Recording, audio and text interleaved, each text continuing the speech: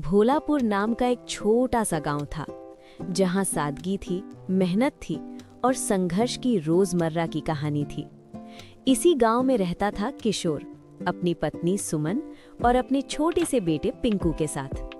किशोर दिन रात धनीराम सेठ के यहाँ काम करता था, तो वहीं सुमन गांव के एक बड़े बंगले में साफ सफाई करके घर चलाती थी। दोनों पति पत्नी खूब मेहनत और मशक्कत करते थे, ताकि किसी तरह अपने बच्चे का भविष्य और अपने घर का पेट भर सके। वैसे तो हर साल भोलापुर में गर्मी का तापमान 40 डिग्री तक पहुंच जाता था, लेकिन इस बार हालात कुछ अलग थे। इस बार गर्मी ने सारे रिकॉर्ड तोड़ दिए थे। तापमान इतना बढ़ चुका था कि दिन हो या रात, भोलापुर के लोग चैन की सांस तक नहीं ले पा रहे थे। गर्मी ने पूरे गांव को बेहाल कर दिया था और आने वाला समय किसी बड़ी मुसीबत का संकेत दे रहा था। अरे सुमन, इस साल तो गर्मी ने हद ही पार कर दी है। ऐसी कड़ी धूप में काम करना अब जान पर बन आया है।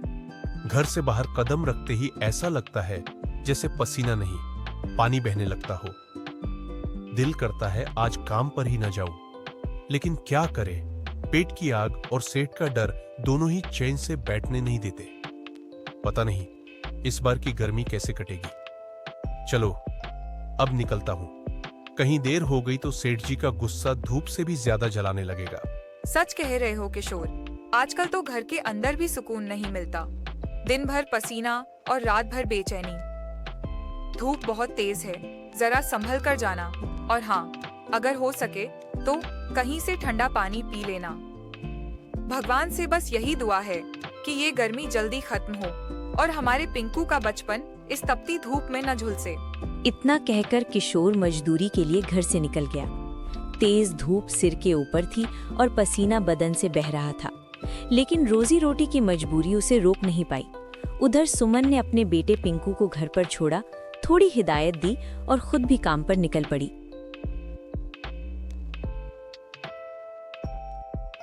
उसी बंगले में मालिक लखन रहते थे। उनके साथ उनकी पत्नी कविता और उनकी बेटी रीना भी रहती थी।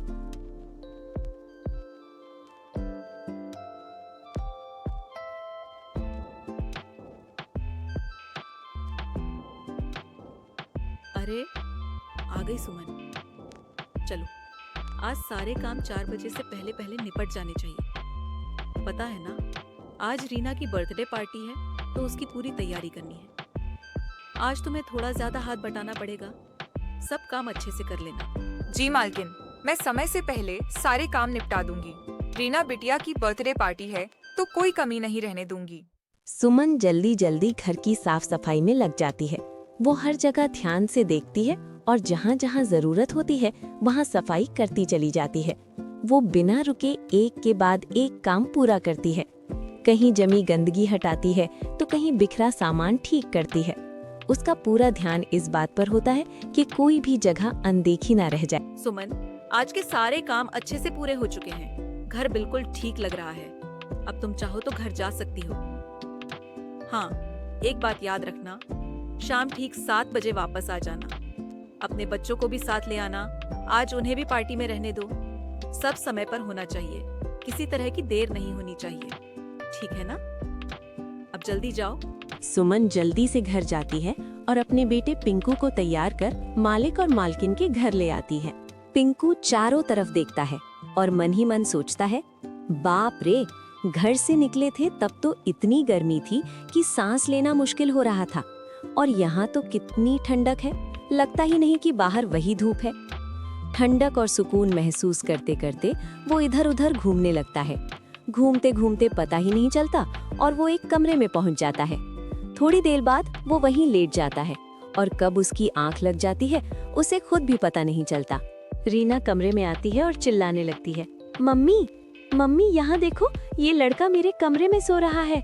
और उसकी माँ फिर दौड़ कर आती है और वहीं पर सुमन भी आ जाती है। सुमन, अब और कुछ सुनने या समझाने की कोई जरूरत नहीं है। जो हुआ है उसके बाद यहाँ तुम्हारा काम खत्म समझो। मैंने तुम्हें मौका दिया, भरोसा किया, लेकिन तुम उस भरोसे पर खरी नहीं उतरी। मेरे घर में अनुशासन सबसे ऊपर है और जो उसे नहीं समझता उसके लिए यहाँ जगह नहीं होती। अब तुम अपने बच्चों को साथ लो और इसी वक्त यहाँ से चली जाओ। आज के बाद इस घर में तुम्हें कभी भी काम पर नहीं बुलाया जाएगा। मैं साफ कर देना चाहती हूँ, ये फैसला बदलने वाला नहीं है। कोई सफाई, कोई गुजारिश अब मायने नहीं रखती। यहाँ से निकल जाओ और भविष्य में इस घर की तरफ दोबारा लौटने की उम्मीद भी मत रखना। मेरी तरफ से ये मामला यहीं खत्म है। मालकिन जी, मेरा बेटा छोटा है, उसे समझ नहीं है, नादान है वो। गलती हो गई, मैं मानती हूँ। आपसे हाथ जोड़कर कहती हूँ, इस बार माफ कर दीजिए। आगे से मैं हर बात का पूरा ध्यान रखूंगी। अरे वाह, अब याद आ रहा है कि बच्चा छोटा है। जब नियम तोड़ रहे थे तब तो ये सब याद नहीं आया। कमाल है तुम लोगों का भी। सुमन, मेरे घर में नियम कोई मजाक नहीं है जो रो धोकर बदल जाए। यहाँ हर गलती की एक ही सजा होती है। तुम माफी मांग रही हो और मुझे सुनकर हंसी आ रही है, क्योंकि तुम अभी भी ये सोच रही हो कि मेरा फैसला बदल जाएगा। मैं साफ कह रही हूँ, ना उम्र देखी। रात हो चली थी, लेकिन घर में खाने के नाम पर कुछ भी नहीं था। सुमन चुपचाप बैठी अंधेरे को देखती रही। पेट की भूख से ज्यादा दिल भारी हो रहा था। वो मन ही मन सोचती है, मैं तो किसी तरह पानी पीकर रह लूंगी, मुझे आदत है सहने की। लेकिन मेरे बेटे का क्या होगा? और मेरे पति दिन भर मेहनत करके लौटेंगे, उन्हें क्या खिलाऊंगी? उसकी आंखें भर आती हैं, लेकिन वो आंसू नहीं बहाती, क्योंकि उसे पता था अगर वो टूट गई तो उसका परिवार किसके सहारे जिएगा। अगले ही पल किशोर घर लौट आता है। उसके हाथ में खाने का थैला होता है। आज सेठ जी के यहाँ दावत थी, इसलिए बचा हुआ खाना वो अपने साथ ले आया था। सुमन उसे देखते ही थोड़ी राहत महसूस करती है।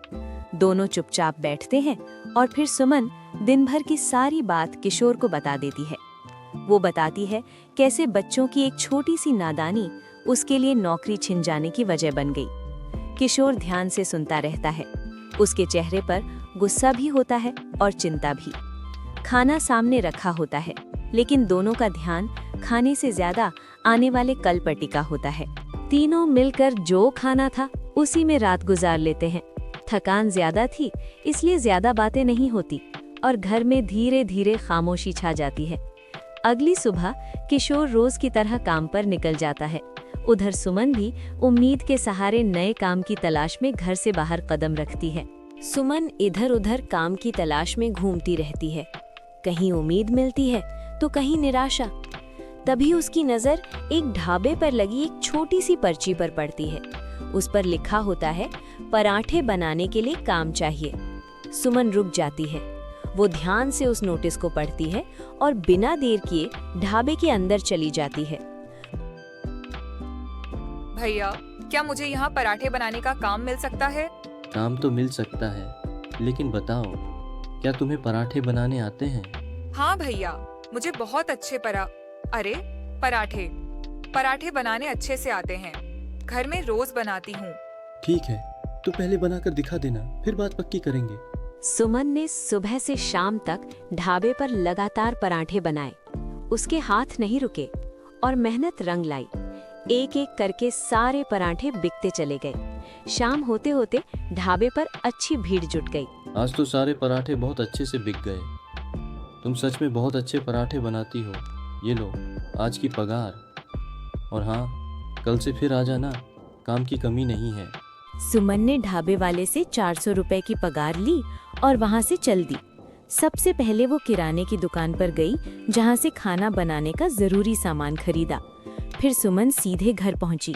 घर पहुंचते ही उसने खाना बनाया। थोड़ी देर बाद किशोर भी काम से लौट आया। सुमन ने दिन भर की सारी बात उसे बता दी। अगली सुबह सुमन फिर से ढाबे पर काम करने चली जाती है। उधर ढाबे वाला ढाबे के बाहर एक अच्छी सी एसी लगवा देता है, ताकि ज्यादा से ज्यादा ग्राहक आराम से बैठ सके। और सच में उस दिन ढाबे पर ग्राहकों की भीड़ बढ़ जाती है। शाम को सुमन जब घर लौटती है तो पिंकू अपने दोस्तों से एक बात बार बार दोहराता रहता है। वो कहता है उस घर में कितनी अच्छी एसी लगी थी, अंदर तो जन्नत जैसी ठंडक थी।